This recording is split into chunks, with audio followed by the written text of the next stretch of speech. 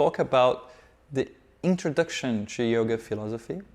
I don't know if you ever read anything about yoga before, but it's a pretty extensive literature we have. It's an unsurmountable amount of books. We could fill in this room easily just with the papers. The yoga philosophy comes from 4 books called the Vedas. The Vedas are a compilation of every knowledge we need in life, and the meaning of the word Veda in Sanskrit is literally knowledge. So Ayurveda is one of the sessions of the Vedas. So Ayur means something like health. So Ayurveda is the science or the knowledge about health, right? And then yoga, karma, dharma, all these most popular words in Sanskrit also come all from the Vedas, all from these 4 scriptures. But it's not like 4 books like this. It's like 4 rooms like this, full of knowledge. Yeah. So they were compiled in Sanskrit, and thanks God, some people dedicated their lives to translating them into English. So now we can have a grasp of what all that means. And the first question I'm going to ask you to start the talk today is, what is yoga? Nowadays we have this idea that yoga is a room full of people and mats, and everybody's stretching and strengthening and twisting their bodies, and that is yoga. But actually there's something more to it. Actually there's a lot more to it. The etymology or the origin of the word yoga is huge. This word in Sanskrit later on gave origin to other words such as yoga, yukta, and even yoke in English. And the meaning of huge or yoga then is to connect, to align. Now, is yoga a set of postures or movements? Yeah, it can be. Actually, according to the philosophy, if you take a look at the main books on yoga, they don't describe postures at all. They only describe one posture, and it's called Sthira Sukhasana, which most of the yoga teachers tell you to be in this posture in the beginning, usually of the class, saying, find a comfortable position. That's Sthira, means still. Sukha means happy or comfortable, and asana is a posture, right? So Sthira Sukhasana is the only asana, the only posture that is mentioned in the 2 main books of yoga. So contrary to popular opinion, but for some reason it's being broadcasted that and popularized that yoga is physical exercise, but actually it's much more than that. So much so that we only see one posture be mentioned in the main books, but they're long books, so they talk about many other topics, right? And which are these 2 books that talk about yoga? The 2 main books on yoga philosophy are the Yoga Sutras of Patanjali and the Bhagavad Gita. So yeah, I told you that only one posture was mentioned, which is Sthira Sukhasana, which means sit in a comfortable position. That's all. Now, why would you sit in a comfortable position? To meditate. That's basically the summary of the postures. Later on, there was a book called Hatha Yoga Pradipika, which came along after a few thousand years, after all these 2. So the Bhagavad Gita is dated around 5,000 years ago, and the Yoga Sutras around 3,000 years ago. So obviously we see that Patanjali got the knowledge from the Bhagavad Gita before compiling his own book, but both are authorized. And after some time, the Hatha Yoga Pradipika came, and then in this book, the postures are described. But we understand that because of the age we're living in, we have so many other commitments, it's very difficult to dedicate ourselves to meditation only, let's say. And even if we tried, because of our lifestyle, our bodies might feel a bit of pain, a bit of discomfort. So the postures come along just so you can prepare your body to sit on a comfortable position and do something which is denoted as higher in the literature, right? Higher than just doing exercise. And by any means, we are not here to say that no one should do any postures. I am a practitioner myself. I am actually a yoga teacher. I did a training course in India. And why not having a healthy body, right? We don't have anything against it. Yoga philosophy doesn't say don't do any postures, you have to do something else. No, if you can align that to your other practices, then it's awesome. Because if you have a healthy body, then the chances of having a healthy mind are higher, right? Do you practice yoga on a regular basis? Yes. Do you practice hatha yoga, vinyasa, or is it hot yoga? There's so many varieties nowadays, right? In Melbourne, almost every studio now does only hot yoga. It's impressive.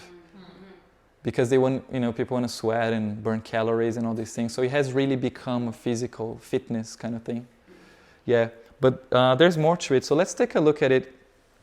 I want to present you now the definition of yoga according to these two main books. What do these two main books define as yoga?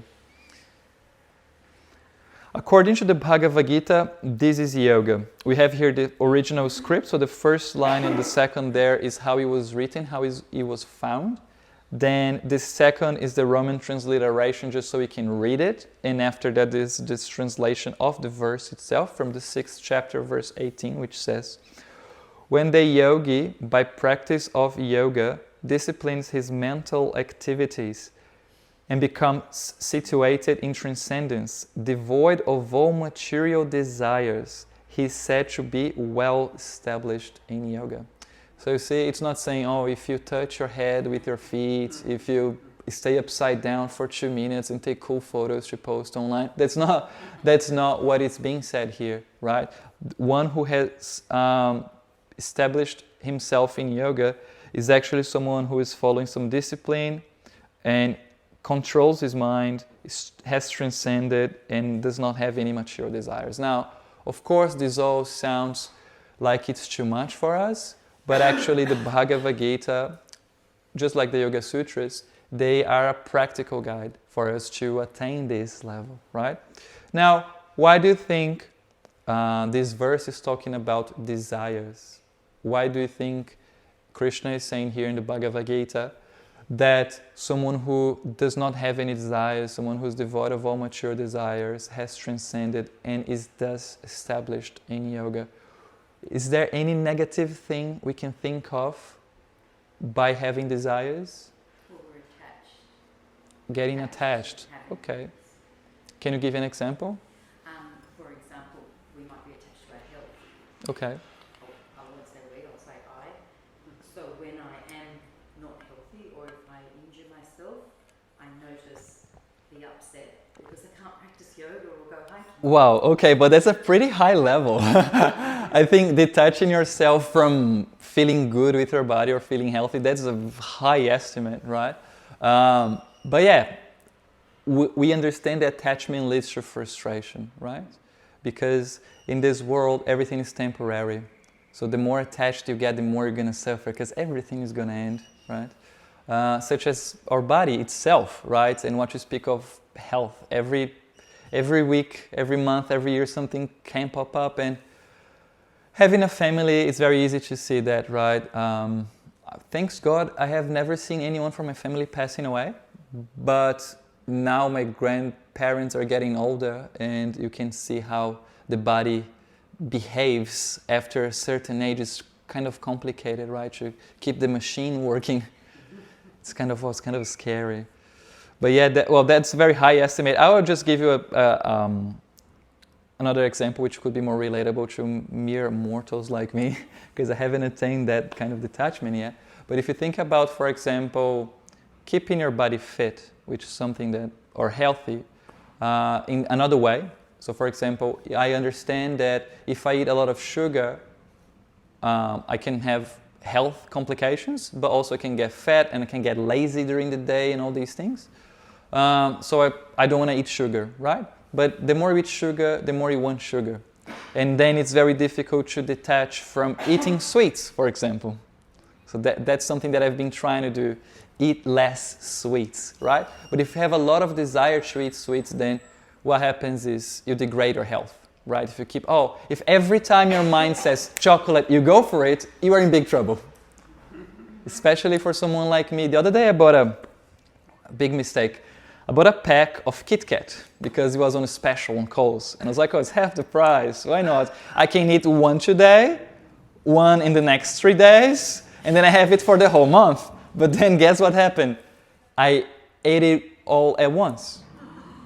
I had one and oh, it's so good. And I've been working the whole day, I deserve one more.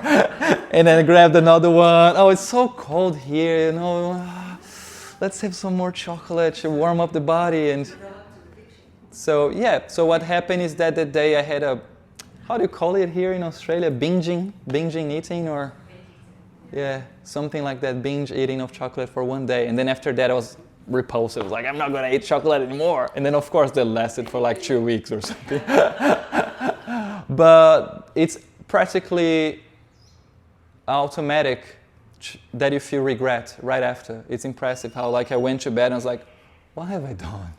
So I'm just giving a light example, but this could be seen in other perspectives, such as addiction to alcohol. And for example, my grandfather, I didn't see him because he died before I was born, just from drinking.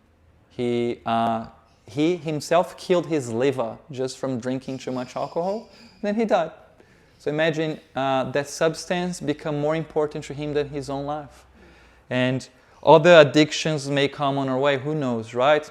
How many crimes are practiced because people are attached to money or to sex and all this kind of sense enjoyment. So yoga, in this case here, means the control of the mind just so you have a healthy life, and also being a healthy person, mentally speaking, you also do not disturb society, which is a great advantage nowadays, because if you're not doing that, it's already really good, right, for today's standards. Let's see what someone really important has to say about the Bhagavad Gita. Do you know who this is? This is Mahatma Gandhi. Do you know what Mahatma means? Very interesting. Maha means great, and Atma means soul. So Mahatma means a great soul, or someone who is really special, enlightened, yeah? So Gandhi had this title. It's not his name, but it's a title attributed to him after all he's done. And this is what he said about the Bhagavad Gita. Could anyone read, please? When doubts haunt me, when disappointments stare me in the face, and I see one ray of hope on the horizon, I turn to Bhagavad Gita and find a verse to comfort me. How cool is that? Mahatma Gandhi said this about the Bhagavad Gita. So he was a voracious reader of this book, which inspired him to create a revolution in the world, which was a peaceful one, right? To establish the independence of India against our ever enemies, the British, the colonizers. Just kidding. So when doubts haunt me, it means the Bhagavad Gita has answers for, I would say, all of your questions, but many people don't like this, so many of your questions. It could be the cure for your disappointment, and also hopelessness. If you have no hope, if you're disappointed, if you have some questions, then just go to Bhagavad Gita and you find a verse to comfort you. It's a pretty impressive book. I was born and raised a Christian because South America was colonized by Europeans, which means destruction of every possible culture trace and establishment of Christianity. And yeah, we have a lot of churches there, and I was born and raised a Christian, but I couldn't find answers for the questions I had in the church, although I tried because I stayed there until I was around 14, and I was inquisitive since I was 12. I remember asking the Father a few questions, but never had the answers. And yeah, after some time, when I was 17, I discovered this philosophy, and I just decided to dive into it because I found many answers for my questions, and so far I found answers for all my questions, so it's pretty satisfying. Now let's take a look at by the end, I'm going to open for questions in the end, but if you feel like you want to just say something, please raise your hand, and if you're free to comment, okay? We have plenty of time, so don't worry. Now, what is yoga according to the Yoga Sutras, the other book we saw? According to the Yoga Sutras, this is the definition of yoga. So this is 1.2. The Sanskrit says, Yogas chitta vritti nirodha This is a bit popular saying because the yoga teachers tend to know this verse. The translation is, yoga is the stilling of the changing states of the mind. So we all understand that our mind is floating around and it's always giving us a list of desires, things to buy, things to have, things you have to do, things you have to regret, things you have to suffer from, outside you, inside you. So the definition of yoga by Patanjali is the cessation of the flotations or the activities or the craziness of the mind, basically speaking, right? If you attain certain level, then you are able to control your mind. And then, of course, that's going to lead you to many benefits.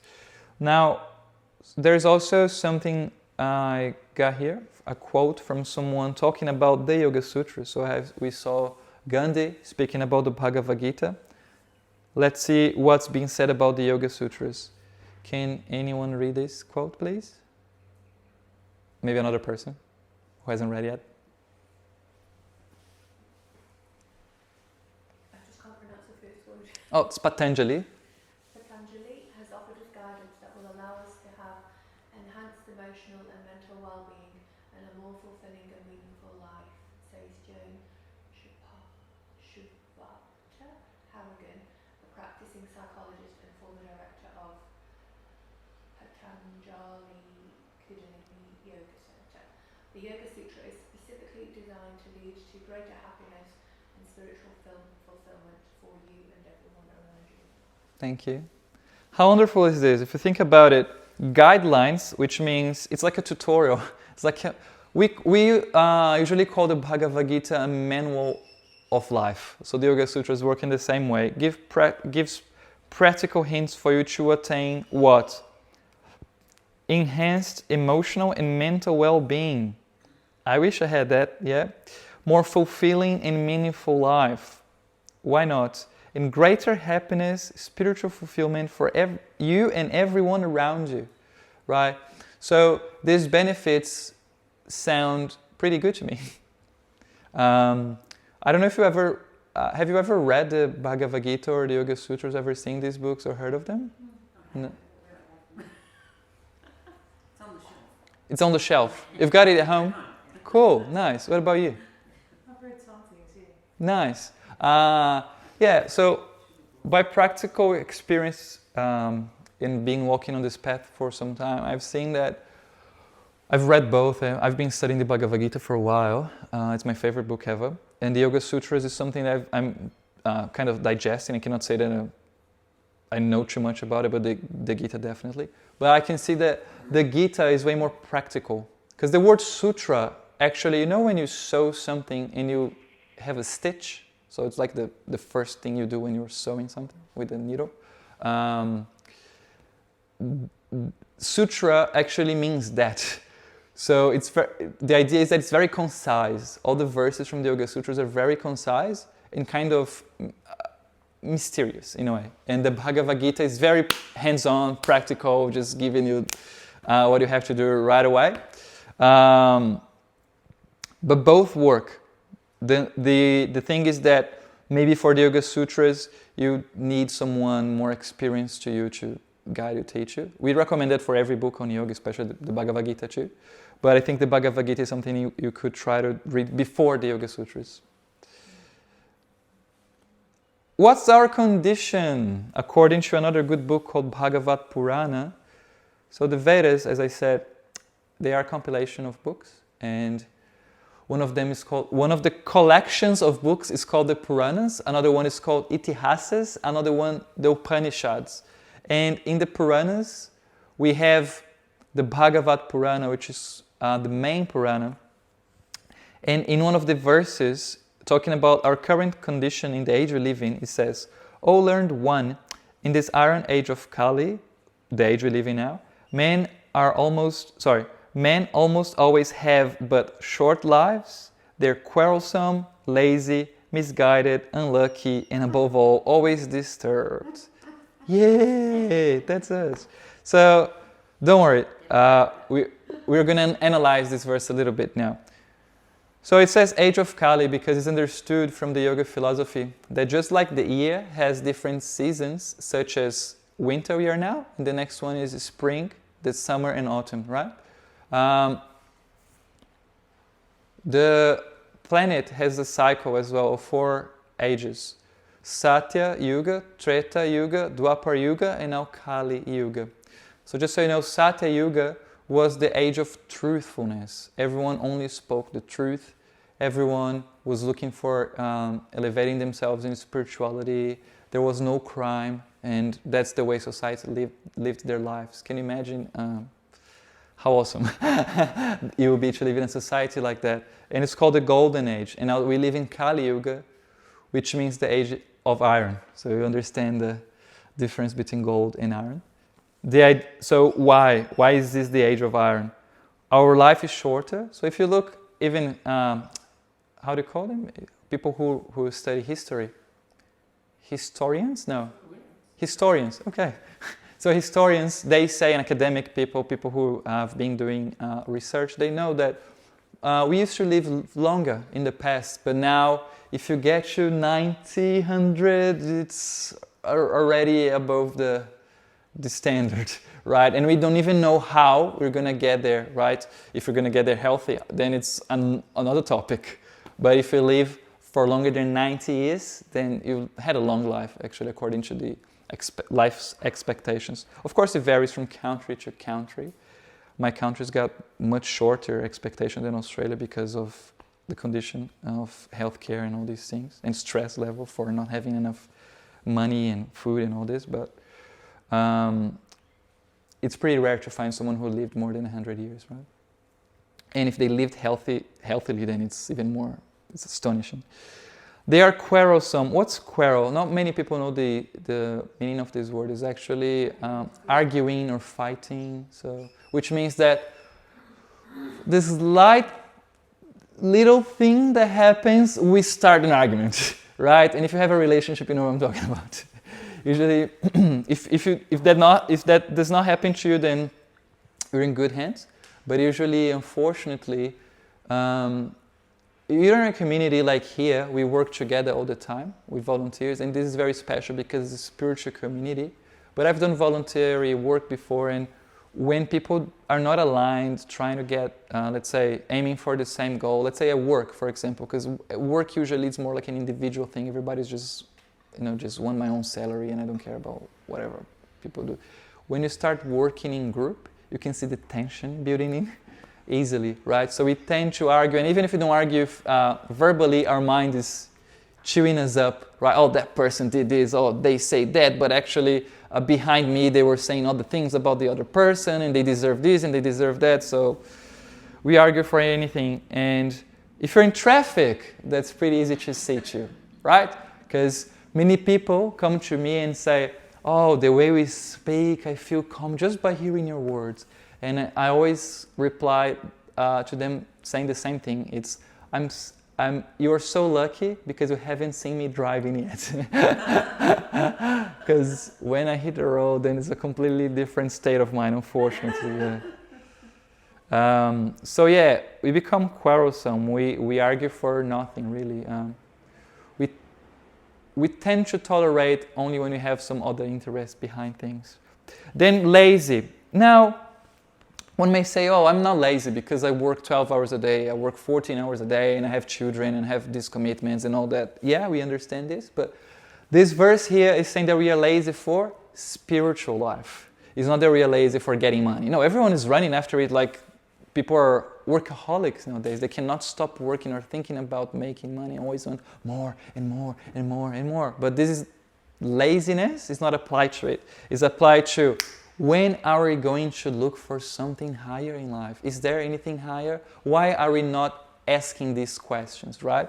The basic question someone inquires when they have a certain level of consciousness is, after looking around and seeing how things are going on, is why am I here in this world?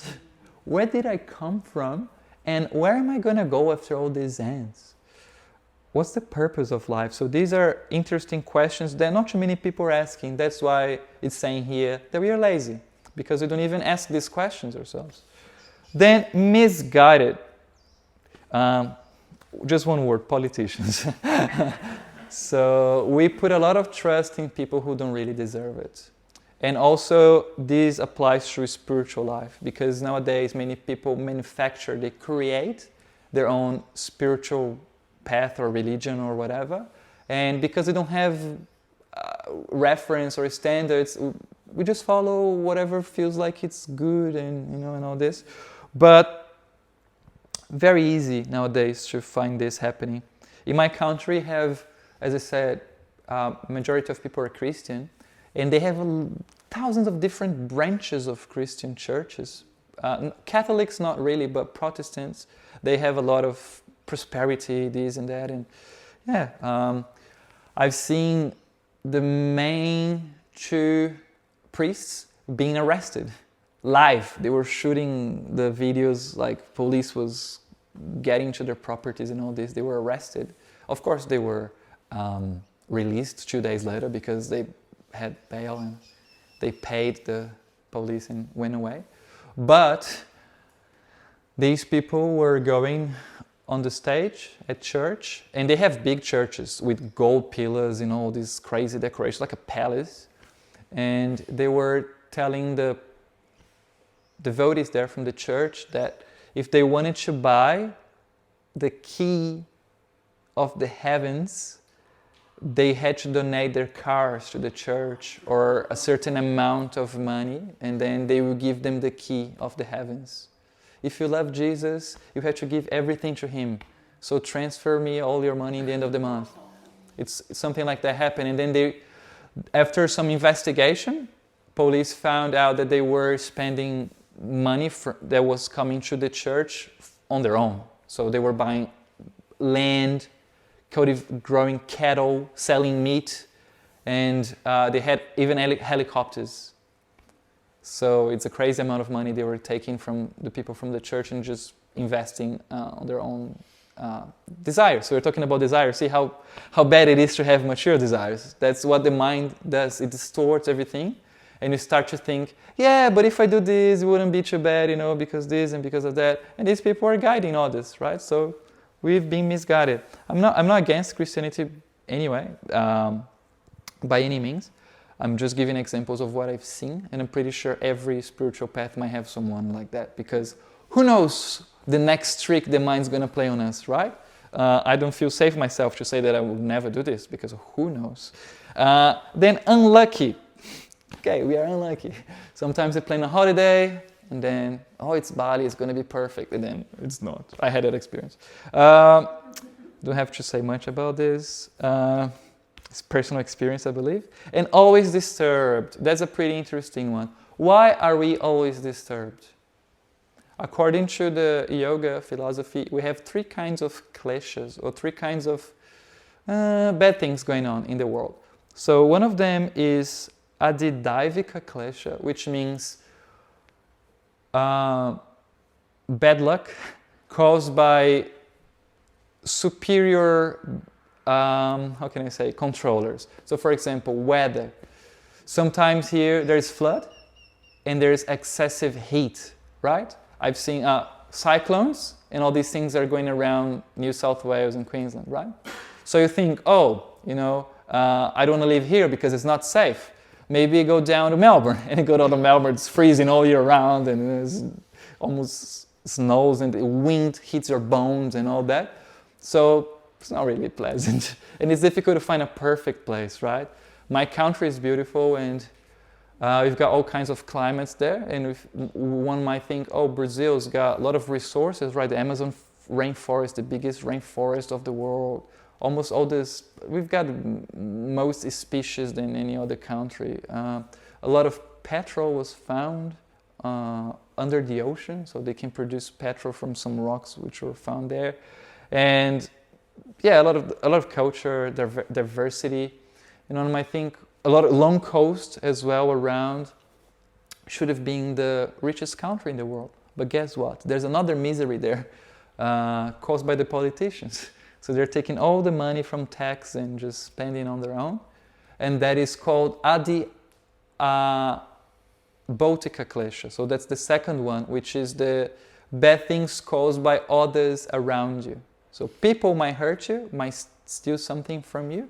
They might speak harsh words, they might cheat you and all this. But also animals can do this to you, right? Here in Australia, many people, I was talking to someone and they said they really wanted to come to Australia, but they're afraid of spiders, so never come.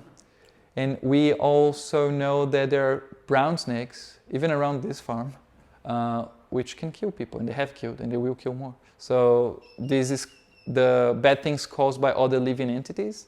And then finally, the most preeminent one, adhyatmika klesha, the suffering caused by your own self. The mind is always inflicting negative thoughts and, oh, I want to do this, and then your mind, oh, but maybe it's not going to work because of this. Oh no, but I really want to try it. I have a plan. And the mind says, yeah, but maybe tomorrow. Don't start today. In this way, the mind also misguides us, right? So we are disturbed because there's always something going on inside of us. But don't worry, because as I said, the yoga philosophy is meant for controlling the mind and overcoming all these problems. Let's have an overview of the Bhagavad Gita. So what does the Bhagavad Gita talk about? The Bhagavad Gita is the science of the self. As I said, it's a manual, a practical manual of how to live life, and it applies to everyone. In this regard to gender, age, where you come from, it doesn't really matter. Thinkers from all ways, every path, you can take the Bhagavad Gita and you're going to learn something from it, that's for sure. And you saw the quote from Gandhi, and there are many other philosophers who have been inspired by the knowledge found in the Gita.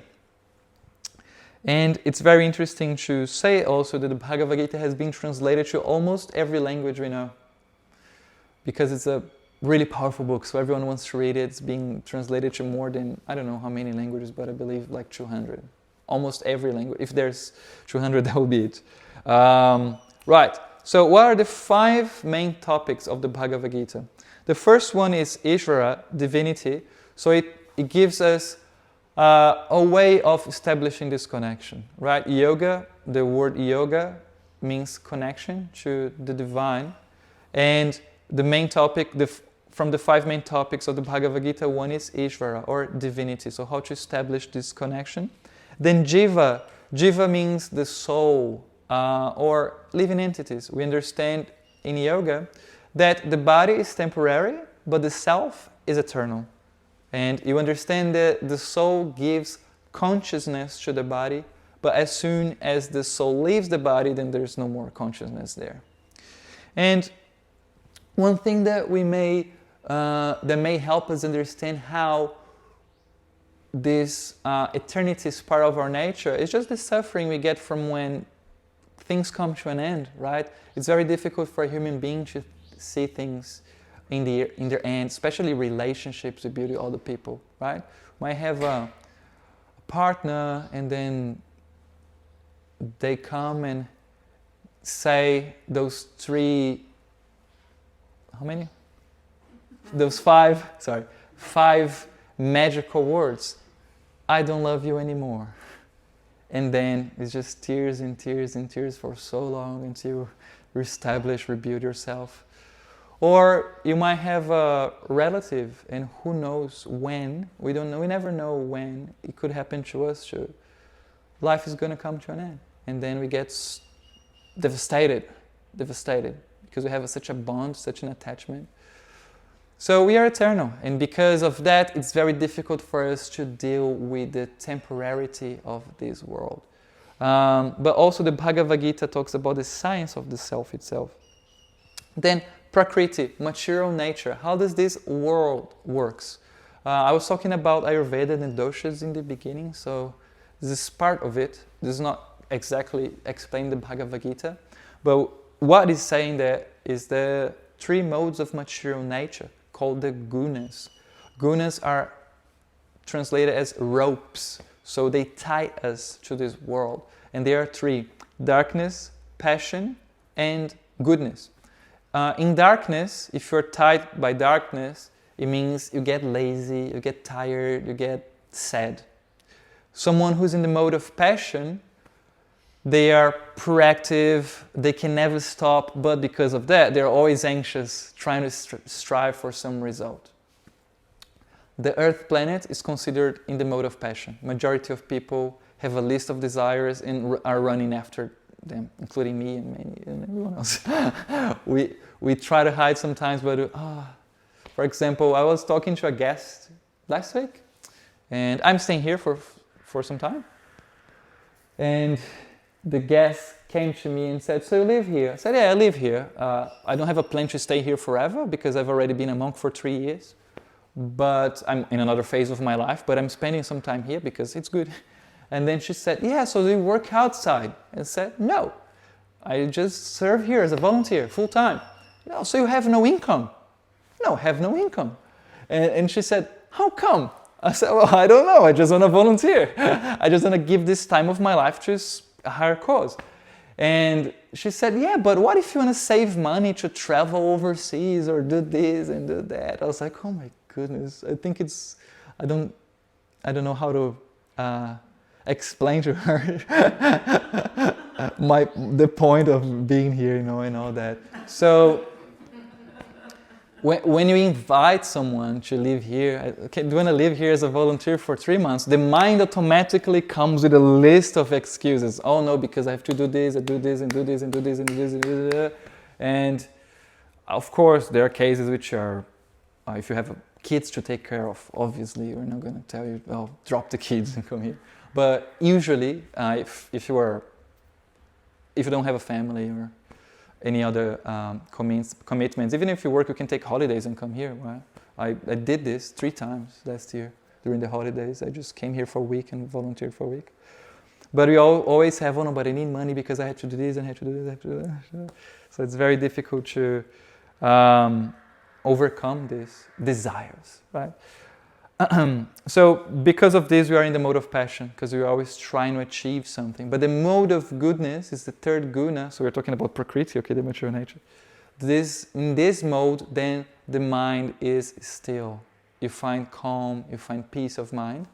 And the 2 main things characterized by this mode are cleanliness, 3, cleanliness, simplicity, and intelligence, knowledge. So when you attain a certain level of spiritual knowledge, you understand that everything here is temporary, so you don't have to fight so hard for material things, right? And then that brings you less anxiety, and therefore you become peaceful. So that's the mode of goodness. This is the main topic, I think, about mature nature in the Bhagavad Gita. It's pretty interesting because you can see these 3 modes in everything we do. Food, for example. If you eat food which makes you feel tired and lazy afterwards, that food is in the mode of darkness. If you eat food that agitates your mind, for example, something really hot, spicy, or something like that, then it's in the mode of passion. And if you eat something which is healthy, then it's in the mode of goodness. And you can see this in everything, the way we speak, the way we act. And even during the day, it's interesting to observe, "Oh, today I feel like I'm more in the mode of passion because I couldn't stand still. I was just going around and going around." And some days you wake up and it's so difficult to get up from bed. "Oh my goodness, I'm in the mode of darkness today. What's going on? I need to overcome this laziness." So it's pretty interesting to see. It's something that you can see in every aspect of life. Then it talks about kala, which is time, the time factor, very mystical, right? How time acts. And it goes by so quick. And then in the end, karma, which is something that is being popularized nowadays as well, the word that almost everyone knows. It's even included in the Portuguese dictionary, which I found fascinating for some reason. They included that with C in the beginning, because in my country, K is not as used as it is in English. So karma in Brazil is written with C, but surprisingly, it was included in the Portuguese dictionary, which I found fascinating, because you can see how this is being popularized, right, this knowledge. But the Bhagavad Gita gives details of how karma works, because usually people would say, "Oh, karma is action and reaction." Okay, but what kind of action brings what kind of reaction, and why, for example, are you in your family right now in this life? What kind of consequences is to what kind of action, and what life is gonna give you next from doing the things you are doing now. So all this science of karma is explained in the Bhagavad Gita. So this book's, it's just fascinating to me. Right, the Bhagavad Gita is a book of yoga, okay? And in the Bhagavad Gita we find 4 main types of yoga. As I said before, yoga, according to their own yoga philosophy, is not just postures but something else. It's connection. And these are the 4 yogas in the Bhagavad Gita. Actually, there are 18 chapters on the Bhagavad Gita, and the 18 of them have yoga in the original title in Sanskrit. Very interesting. The first one is yoga of lamentation. But that one is not prescribed for us, so it's not here. Just so we know, what happens in the Bhagavad Gita is a conversation between a disciple and a master. And in the beginning, the disciple, Arjuna, is lamenting because he is overwhelmed by his emotions. Right? So the title in the transliteration of the translation of the title from Sanskrit is the Yoga of Lamentation, because Krishna is teaching him how to overcome that, which is going to actually be stretched during the whole book. But anyway, it's just a curiosity. Every chapter is yoga. But the 4 recommended paths of yoga are these. The first one, Karma Yoga, spoken on chapter 3, yoga of action. So how can you establish yoga through action? If yoga is more than postures, then certainly we should be able to practice it in other scenarios, right? So, but how can I practice yoga on a daily basis? So yoga in action, basically speaking from the Bhagavad Gita, means you act without expecting anything in exchange. You live in the present, and what matters is the intention you set before you do your actions, right? So this is the main idea of Karma Yoga. Then Jnana Yoga, the path of knowledge, means you cultivate knowledge by reading the books on yoga, spirituality, and even other sources, why not, or dealing with people and learning from others. And then this knowledge will be able to give you the strength to transcend, to control your mind, and that's going to lead us to Dhyana Yoga, which is the path of meditation explained on chapter 6. And Krishna is going to explain the process of, let's say, isolated meditation. So you have to retire from society and go to a quiet place and practice this. So this posture that's when this posture is mentioned in the Bhagavad Gita, when Krishna gives this instruction of the path of meditation. You just have to sit in a crossed arm position, and he says, your eyes shouldn't be closed, otherwise you might fall asleep, but not completely open, so you might get distracted. It should be like halfway through. It's pretty interesting. And then you have to look at the tip of your nose, and there's a few guidelines there. But it's pretty interesting because in the end of this chapter is beautiful. It talks about the controlling of the mind. It's got beautiful verses. My favorite one is 6.6, in which Krishna says, for those who have controlled the mind is their best friend. But for those who have not controlled their mind is their worst enemy. It's fantastic. But then in the end, on the chapter 12, Krishna talks about Bhakti Yoga. Bhakti means loving or loving service. So the path of devotion, and it's pretty interesting because sometimes you talk about devotion and you think it's just a feeling, or I have this sentiment, this feeling of devotion, but it's not that. It's devotion in action or love in action. How do you do it? And you understand from the teachings of the Gita that is by serving, right? And it's pretty interesting because in Bhakti Yoga, in the end of chapter 6, Krishna talks about meditation, chapter 6, but in the end of this chapter, he says that the best yogi is the Bhakti yogi, who is in the path of love, of pure love. And interesting because in Bhakti Yoga, we have all the 3 combined, because devotion cannot be just a feeling, it needs to have action, right? For example, a simple example, you like someone, right? Mom and children. Children start crying. And the mom says, they might be hungry, but I've got to check my Instagram right now. I cannot feed them. Is this love? That's not love. And she might say, I love my children. Yeah, but sometimes I don't feed them. It doesn't make sense. So love needs to be showed in action, right? Then jnana, knowledge. If you like someone, so let's talk about partnership right now. You start looking at someone, you kind of feel attraction, then you start a relationship with them.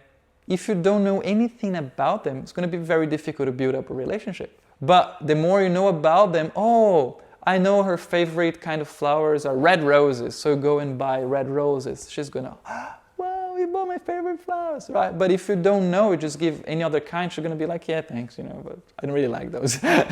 So I'm just giving silly examples. But for example, you can cook their favorite dish and things like that. Then it's going to enhance, improve, take the relationship to a next level. You got to know them, right? If you don't know them. And it's so difficult because we don't even know ourselves, but we should try to know ourselves and know others if you are in a relationship. And then meditation, you spend some time thinking about, if the more you know about someone, the more you think about them, right? When you fall in love, it means you meditate on the person all the time. Just like the mom is always meditating on their children. For example, if your kids were here, if you have kids, they could be running around down there and you'll be here, but I'm pretty sure you'll be thinking about your kids. And every now and then you'll be like, oh, are they okay down there? I gotta go. Oops, microphone's off. Sorry, guys. Getting used to these things. So we understand that the mom is always meditating in their children, right? And sometimes could even go and check, like from 10 minutes to 10 minutes, go, hey, are you okay? Yeah, I'm okay. So that's it. The path of devotion means all of them all together. Well, I have to be quick here. I'm going to just give you guys a glimpse. So in the Yoga Sutras, now transitioning to the other book I was talking about, right? The two main books on yoga, Bhagavad Gita and the Yoga Sutras. I've already said a bit about the Bhagavad Gita. Now in the Yoga Sutras, we have the Ashtanga system. Ashtanga literally means 8 limbs, so 8 steps on yoga. The first one is yama, or 5 yamas and 5 niyamas, right? The 5 yamas are restraints, moral discipline, moral vows. Second, the niyamas are positive duties or observances. Asana, postures. So it's included in the Yoga Sutras, but only after 10 steps, 5 yamas and 5 niyamas. Then you are allowed traditionally to go on and practice the postures. But nowadays, obviously, it's just asana, unfortunately. Pranayama sometimes is there in the yoga classes, right, for 5 minutes maybe. They teach you how to close one nostril and breathe through the other, or maybe mouth and nose, nostrils combined. Breathing techniques. So yama, niyama, asana, pranayama, the breathing exercises. After that, pratyahara. Pratyahara means you withdraw your senses from the object. So something more like seclusion. Dharana, you start to prepare for your meditation, so you're getting concentrated. Dhyana means focus, meditation, so now you're getting there. And in the end, samadhi. That's the aim, the goal of yoga, according to the Yoga Sutras, which is enlightenment or full bliss. I'll be quick here, I promise. We have 40 minutes, but I don't think I'm going to talk for more 40 minutes. I think you've had enough of me. These are the 5 yamas. Can you read, or is it too light? Oh, yeah, it shouldn't be white there, but okay, I'll give you guys a hint. So the first one is ahimsa, which means non-violence. The second one is asteya, non-stealing. Third, satya, truthfulness. Fourth, aparigraha, non-possessiveness. And the last one is brahmacharya, the scary topic, celibacy, yeah? The forbidden one. That is not even translated as celibacy anymore by the so-called yoga teachers because they are afraid of scaring their students. They say it's moderation. Moderation, it's moderation. Do not go out with many people at the same time. Okay, that's our standard. It's just decreasing time after time, right? Because people get scared of the truth. Oh, there was I have to take notes of this later. I cannot forget, because I just remember there was a movie in which a guy said, it's a pretty famous quote. The guy says, tell me the truth. And the other says, oh, you're not ready for the truth. Have you seen this? Can't You can't handle the truth. Yeah, exactly. Our society nowadays, we cannot handle the truth. What's the movie? Officer and gentleman. Oh, I gotta look for that later. Jack Nicholson. Jack Nicholson said. Thank you so much. And who else? Jack Nicholson and Tom Cruise. Tom Cruise, yeah. And Demi Moore? Yeah. Demi Moore. Okay, thank I you. didn't even know what that was about, but anyway, that's all right. We're Cool. there now. I just had an idea. Okay, so yeah, it's something like that. Okay, so let's take a look at this. I'll be brief. Ahimsa is non-violence, which means it's not only like, oh, I don't beat people around, I'm not violent. It's not like that. It means the way you think about yourself, the way you think about others, the way you speak to others, and the way you act. Are you being selfish? Are you judging? Are you hurting unwillingly sometimes? Right? So ahimsa englobes all this. But ahimsa is the main principle of Buddhism, right? Buddhism is something that also came from the Vedas, the scriptures of yoga, and later on was popularized in other Asian countries outside of India. It's a long story. There was a emperor called Ashoka, and he kind of implemented Buddhism forcefully. But anyway, ahimsa is the main principle, non-violence.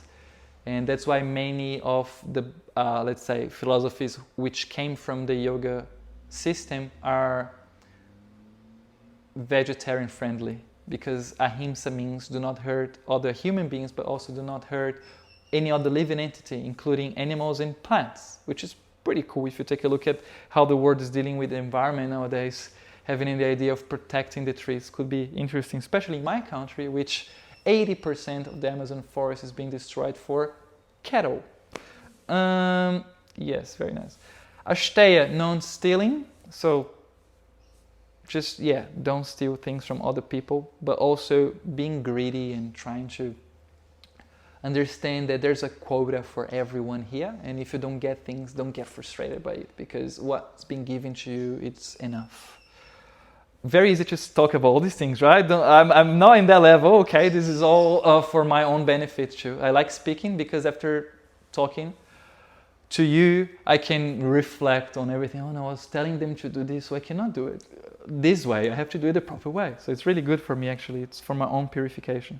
Satya, truthfulness, and this is a huge topic, but it's not only about speaking the truth, although that would be awesome if we always spoke the truth, but it's a deeper sense of truth. What is truth? So this word sat, which became later on satya here, sat means truth, and asat means false. But it's interesting because sat means eternal, and asat means temporary. So in yoga, we understand that which is eternal is true, and that which is temporary is false. How interesting. This body, for example, is asat. It's temporary, right? I don't know the expiring date. It could be 1 week, 1 month, 1 year, 10 years, 20, we don't know. But it's going to expire at some point. Therefore, it's called asat, temporary, or false, right? The false self, the false ego. That's the term from the Bhagavad Gita, ahamkara, the false ego. We identify ourselves with this body, and a lot of problems come within it, within this identification. But satya is truthfulness in this regard, that we should look for the absolute truth, the truth which is eternal. Pretty awesome.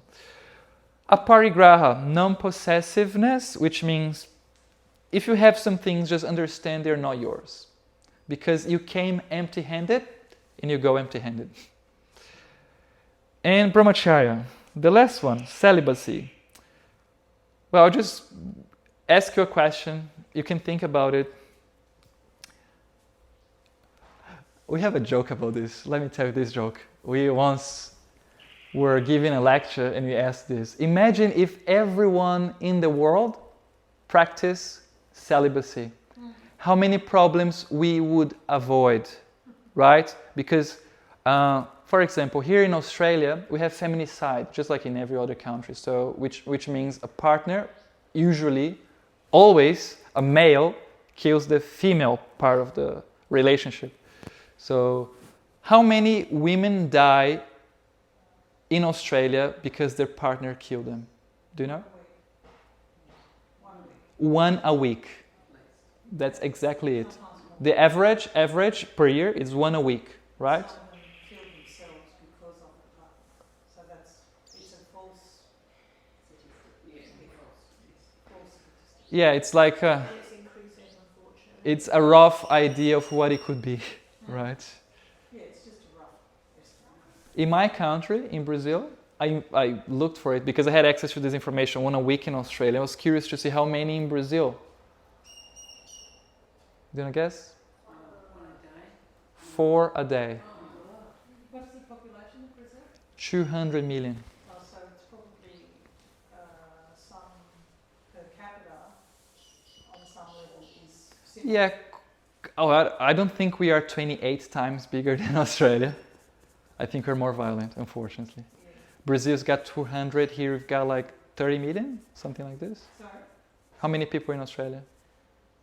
Is it around 30 million? Yeah. So we are like 7 times bigger in population, and we are doing 28 more times violence. So it's not too proportional. Anyway, so most of this comes because of some things here, right? Possessiveness. Oh, she's mine, and if she doesn't want to be with me, she's not going to be with anyone anymore, and all these things. So yeah, and if you didn't have all this desire to enjoy other people's body, which means, in a way, celibacy, then you could avoid so many things, so many problems, right? It's not. I don't want to go in the rabbit hole, but it's not about the desire of the body so much. It's the Yeah, but possessiveness, yeah, one of the yamas are here too. But I mean, usually, relationships like this, especially coming from the male side, come from the desire of enjoying the body, right? It's not that you love the person, you want to care about them. So celibacy in yoga has this principle of when you look for a partner, and it's okay, it's not a problem to have a partner in yoga, but you have to see them also as who they are. And we understand that you are not the body, so we have to look beyond that level, right? And we see that usually is the case nowadays that people just, looks good, I want to enjoy. That's usually it. That's usually the case. Of course, there are other people in other levels of consciousness, but it's a rare number of the population. And when that happens, when the couple comes together just because of physical attraction, then it's very difficult to keep up with the relationship after some time, right? So the idea is that you restrain yourself from the physical aspect so you can look for something higher, for a spiritual, who knows, hopefully, partnership with the other person, with the beloved one. And just not to try to enjoy as much as we can. I come from a country where, we have carnival. So basically speaking, carnival, what people do is they have friends, especially teenagers, but even teenagers in the bodies of 35-year-old adults sometimes, they compete. Let's see who drinks more today. Let's see who kisses more girls today. That's it. So they go and compete. 25, 22. That's it. So how many problems can come from that? Unwanted pregnancy, unwanted population. And imagine this. I had a kid she's pregnant, but I don't want to be a parent right now. I'm going to run away. What about the Christians who don't have sex before marriage? What, are they not in your country? The no sex before marriage Christians? Well, as I said, rare percentage, really small percentage of the population would follow these guidelines. Yeah, so we would avoid so many things, including diseases and all these other things. But I think that in my country now, the main thing is this parents, the fathers not being there for their children. It's a big problem. Girls who are 14, being pregnant, having to drop high school because they have children to take care of, so they have to work. And their mom is going to take care of the children when they are 32. and they have a grandson in their hands. I studied for some time in a private school, sometimes at a public school, and I saw this happening to at least 6 of our classmates, having to drop because they had children at the age of 14, 15. So this is obviously because of non-control and physical attraction and not thinking about the consequences. Impulsive thinking, that's it. So, And drugs and alcohol that oh, come yeah, it's a big thing happening since the non-education about sexuality and No, they have the whatever education, else. They don't have the discipline. Yeah. It starts cradle to grave. But this is the generation of parents as well that is never saying no to kids. You cannot ever. This is Oh, our yeah. country now. It's a big thing, the soft parenting topic in Australia, You right? can't have to say no. You can't have the kid. It's all about being the kid's best friend. Yeah. Yeah, I'm not your friend, I'm your parent. I think That's why they come joined at the court with a parent. I think, well, this is going to lead us to another topic. I'm not too sure if I should talk about this. But when I hear the news from 15-year-old teenagers stealing cars on the Gold Coast for fun, it's like, you know, I'm not too sure if Australia is doing the right thing either. No, this is impulsivity. It's just But I've seen, actually, after coming to Australia, because I thought, you know, in my country we don't have things, so we steal because we need, let's say.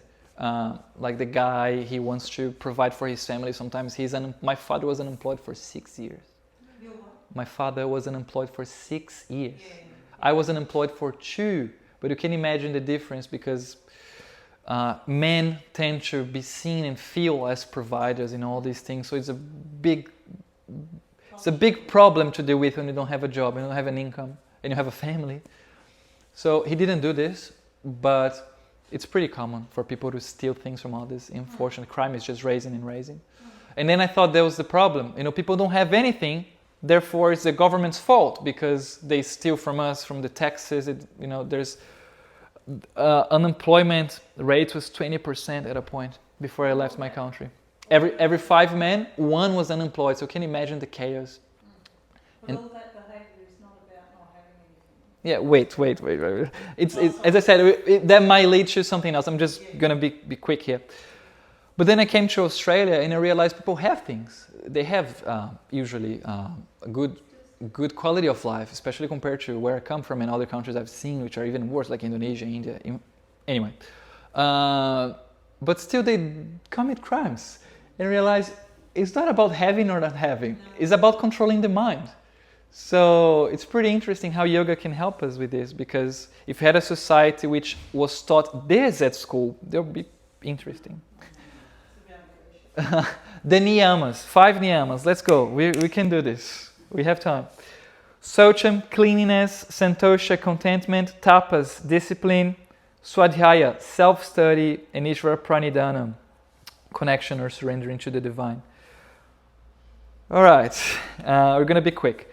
Cleanliness means not only taking a shower every day, but also having clean thoughts, speaking clean words, and purifying yourself following certain processes, which are on the 3rd item, tapas, discipline. And yoga guides us through this. Waking up early, practicing meditation.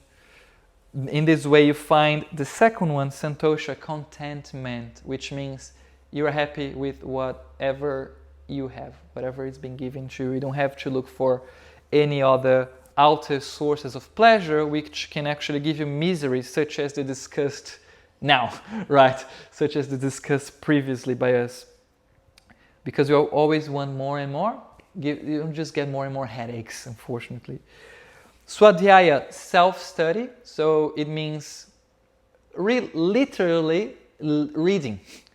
Reading and studying, absorbing this knowledge. It's something that really can change your life, and you could try to experience and see what happens.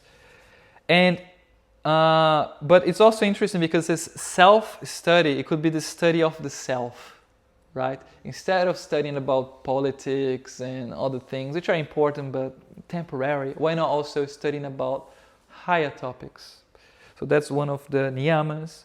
And then Ishvara Pranidhana, or the correction, the surrender to the divine. These are the 5 niyamas. The previous one were the 5 yamas. Sorry, where are we?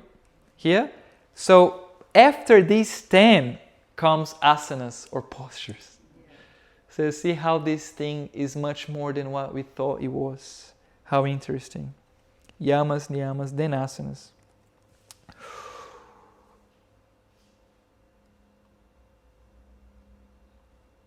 All right. Bhagavad Gita. So I told you about the 3 modes of material nature: darkness, passion, goodness. And I said that we can find this in the food we eat, the way we speak, the way we behave. This verse from the 18th chapter gives us very nice insight. It says, "That which in the beginning may be just like poison, but at the end is just like nectar, and which awakens one to self-realization, is said to be happiness in the mood of goodness." Pretty interesting. Now, let's have a look at the example I gave before, the Kit Kat, the chocolate indulgence, binge eating. When I bought the Mega Family Pack, and I thought I was going to eat one a day, and I ended up eating everything in 1 hour. In the beginning, it was like nectar. It was pretty sweet. I was feeling a lot of pleasure when I was eating that pack of chocolate, right? But in the end, it was like poison. Literally, I put poison inside my body. If you take a look at the ingredient list, you cry. And the amount of sugar contained on those things. And I regret it, right? So it was nectar in the beginning, it was nice in the beginning, and really bad in the end. And you can see this happening in other activities, such as the ones we mentioned here. Such as, let's have one fun night, and then you end up in a car accident or something like that. And the contrary can happen too. So something might start not feeling as pleasant, but in the end, it feels so good. For example, waking up early, right? It's a drag. It's really difficult, especially in winter. Here is okay, but in Melbourne or some other places in the world where it's colder, it's really difficult to get up early in the morning. Here we have a practice that we wake up at 4 a.m. in the morning every day, right? I've been trying to. I'm trying to do at least 5 times a week now, waking up at 4 a.m. and start our meditation at 4:30. And it's impressive how difficult it is to get out of the bed at that time. Even if you wake up, oh, alarm is off. Okay, I'm up, but I don't really want to get up. 5 more minutes under the blanket or something like that. We have a resistance. But I've realized that the days I sleep in, and then I stay until 6 in bed or 7 sometimes if I'm tired, I wake up and it's like, oh my God, all my day is gone. I won't have time to do my meditation because I have to start doing my service and all these things, and my mind's going to be crazy during the day, and I feel the difference when I don't do my meditation at the start of the day. On the other hand, when I wake up early at 4 a.m. and I go in and do my meditation, and we have a collective practice and then the individual meditation. When I do this, I feel blissful. Wow, I did the right thing. I'm so proud of me. So it's like this. It starts as like, oh, it's difficult to get out of bed, having a shower at this time of the day and all this. But in the end, it's so rewarding. It's worth it, right? So waking up early is hard, but wasting all your day in bed and regretting afterwards is harder, right? Let's give us another example. Exercising the body, and it could be hatha yoga, going to the gym, going for a run. If you try to exercise the body, in the beginning there's a resistance, right? Oh, I don't know if I should work out today. Blah, blah, blah. If you exercise the body, it's kind of hard. Start things, right? Creating the habit of running or going to the gym or something like that, it's difficult. It's hard. But if you don't exercise your body and you fall sick and you feel stiff and you feel pain all around, it's harder, right? So in life, it's like this. Overcoming resistance is hard, but regretting not doing the things you know you were supposed to do for a higher purpose is harder. And the Bhagavad Gita tells us, it recommends us to stay in the mode of goodness, which is perform some austerities. Austerities are things our mind tells us not to do, but we know we should do for our own benefit or for the benefit of others, right? Can I think of anything else? Yeah, well, thinking about the eating thing, it could be the same thing, right? You see, you've been having some meals up there, right? Usually it's pretty healthy, but when you come to the blue trays, then you find the special treats or some fried stuff. And if you're on a diet, let's say, you know that eating fried stuff could be really good at the moment, but in the end, not so good. But at the same time, restraining yourself or stopping yourself from eating that could be a bit painful. You are there, you sit with your friends, and everyone is eating and enjoying, eating pizza, eating this or that. You're like, oh my goodness, it's so painful not to eat these things because I'm trying to eat just salad and vegetables and things like that. But in the end of the day, you feel happy, right? Because you defeated your mind's propositions of just enjoying and having fun. Because you had something higher, right? You know that you have to sacrifice the pleasure of today to attain happiness tomorrow. And that's exactly what we've been doing when you work, right? Because it would be pretty nice if you didn't have to work, you could just have fun all day. But we sacrifice the present, we sell 8 hours of our day almost every day, so we have some income and we can take care of ourselves in the future, right? So yoga teaches us in a pretty nice way. And what's the conclusion of all this? The practice of yoga leads to detoxification, if there's a word, of the body. It nurtures the senses and purifies the mind. So when you cultivate this higher degree, the higher level of endurance against, let's say, your mind, and start taking care of your physical, mental, and spiritual body, you become stronger, right? And when your mind comes and tries to give you some hints of what to do and what not to do, you can easily overcome it. But you have to build the endurance, which means you have to practice. And this practice of yoga is going to lead you to stillness. So when your mind is still, the mind is like a child, right? If you go to a shopping center with a child, you know what's going to happen. They're going to start pointing at everything. Oh, I want to buy this for me, or buy that because I want to eat that, or I want to do this, I want to do. Just start running around and making noise, interacting with all the kids, dogs, whatever.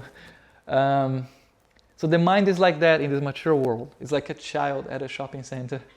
Oh, what a beautiful person. I want to enjoy that person. Oh, nice car. Maybe I want to work to buy something like that. Oh, their house is bigger than mine. Maybe I should.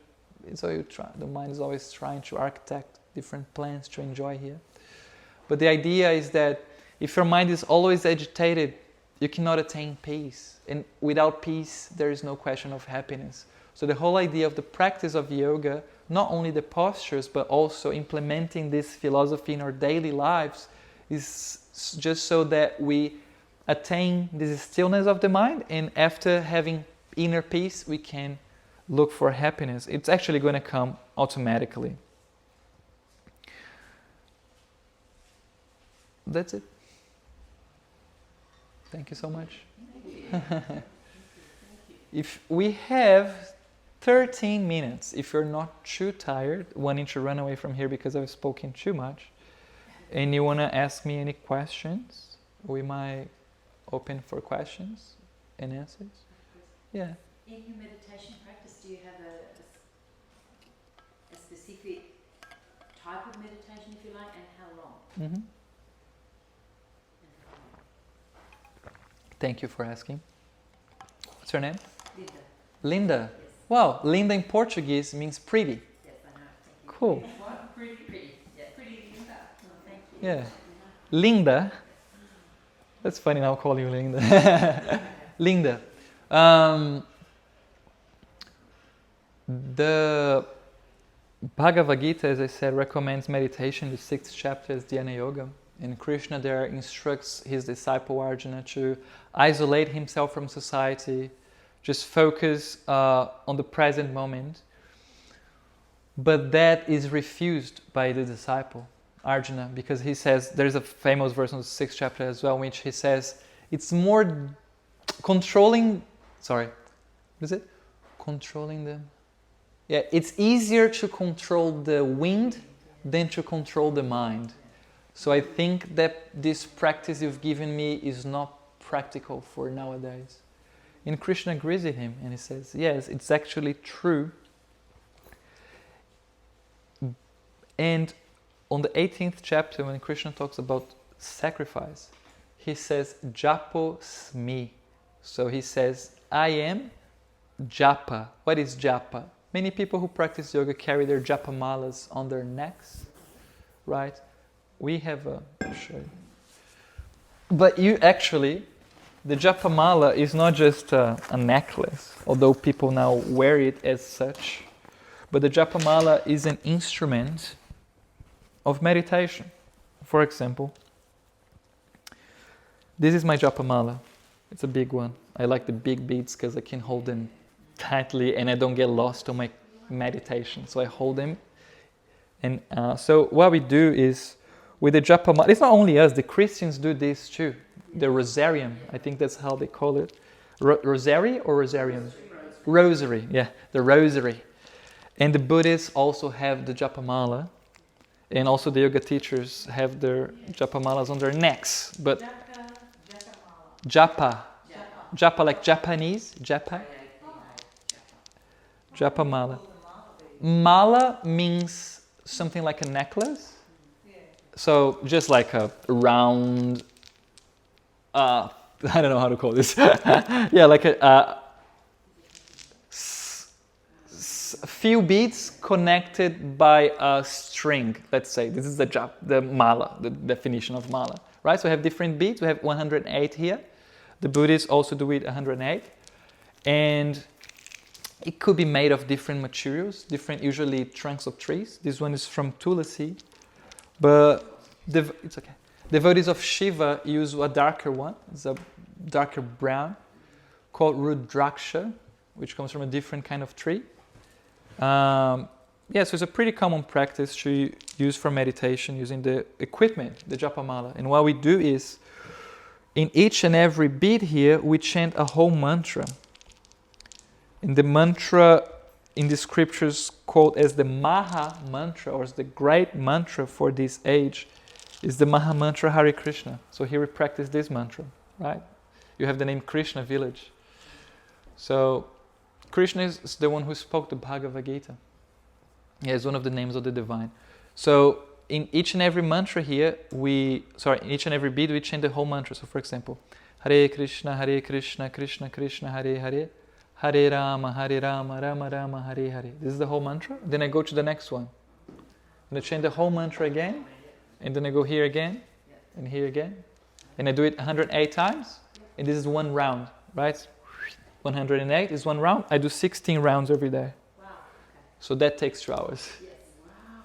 2 hours every day in the morning. Yeah.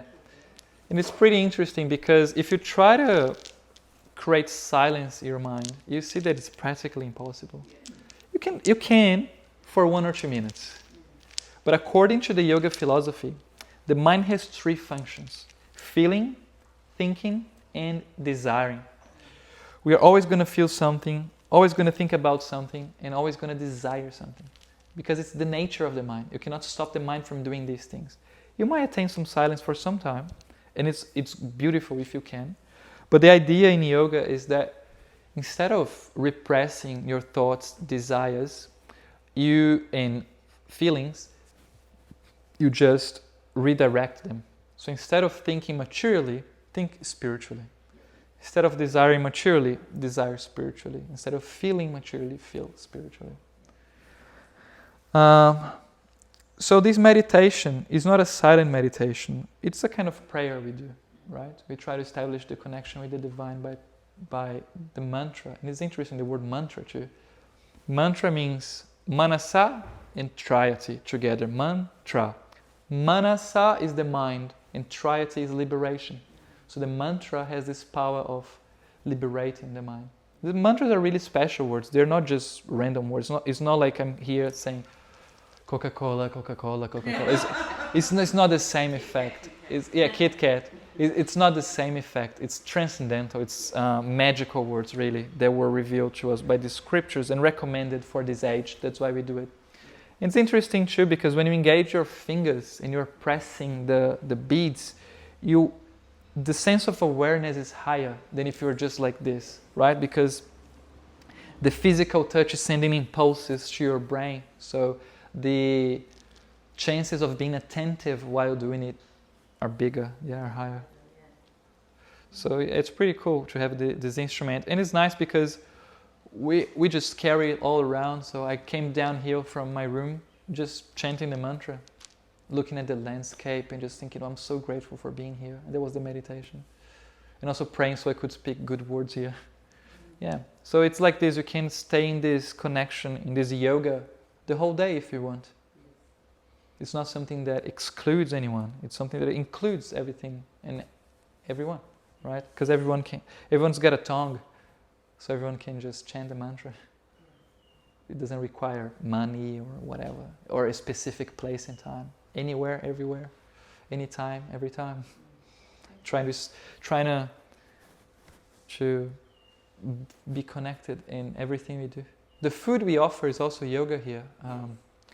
It's not just we cook. So in a restaurant, even if it's a vegetarian restaurant, people will cook just for money, right? It's my business. I gotta make the clients happy so they come back and eat more and give me more money. But the idea here is that every time we cook, we also chant a few mantras and we spiritualize that food. So that also becomes yoga, even to eat, because you're establishing a connection with something higher because you're grateful for the food which was provided. And yeah, it's pretty cool. Thank you. So yeah, there are different kinds of meditation around the scriptures, but this one is the recommended for this age. And in the Bhagavad Gita, Krishna says, Japa is me. He says, I am Japa.